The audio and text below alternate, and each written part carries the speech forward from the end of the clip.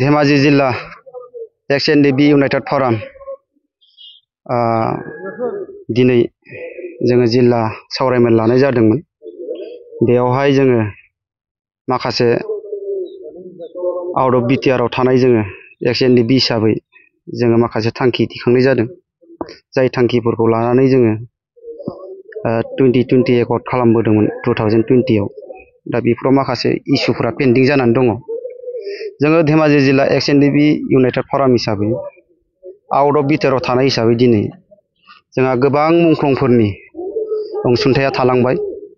दिनै सरकार सालाय बिथांमोना 5 बोसोर बायदेमलांबाय।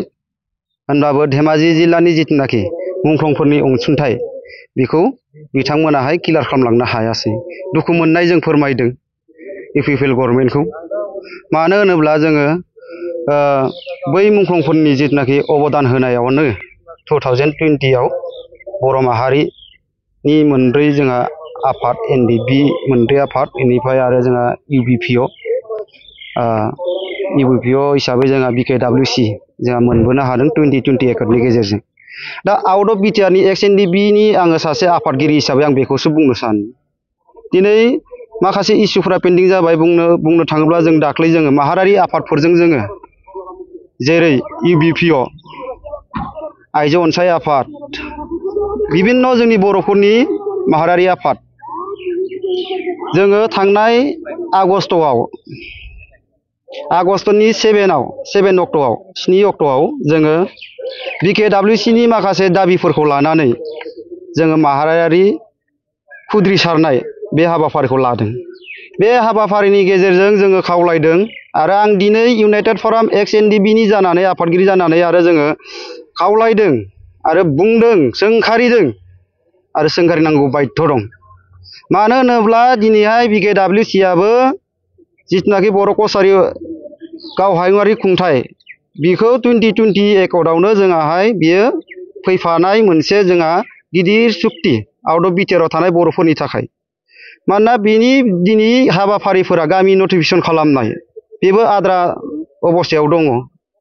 इलेक्सन जिथुनाखि खुंनांगौ बेबो आद्रा जानानै थाबाय। दा बैफोरखौ लानानैनो जोंबो एक्स-एन-डि-बि इउनाइटेड फरामनि जानानै धेमाजि जिल्लानि जानानै जाहाथे बैफोर इस्युफोरा फैबाय थानाय बिधान सभा एमएलए इलेक्सननि सिगांनो जाहाथे फुल प्रेजेन्ट जायो आरो बेहाय थानाय आउट अफ बिटिआरानो जाथो 6 सिडिउलानो जाथो गासैबो दानि गभर्नमेन्ट आरो फैबाय थानाय सोर गभर्नमेन्ट फैगोन जों बुंनो हाया। जाहाथे जाय गभर्नमेन्टआनो फैयाथों मानो थाबनो बे इस्युखौ लानानै मावनांगौ, फुल प्रेजेन्ट खालामनांगौ। बिकेडब्लिउसिनि जिथुनाखि एकर्डजों फैफानाय बेखौ थाबैनो फुल प्रेजेन्ट खालामनांगौ।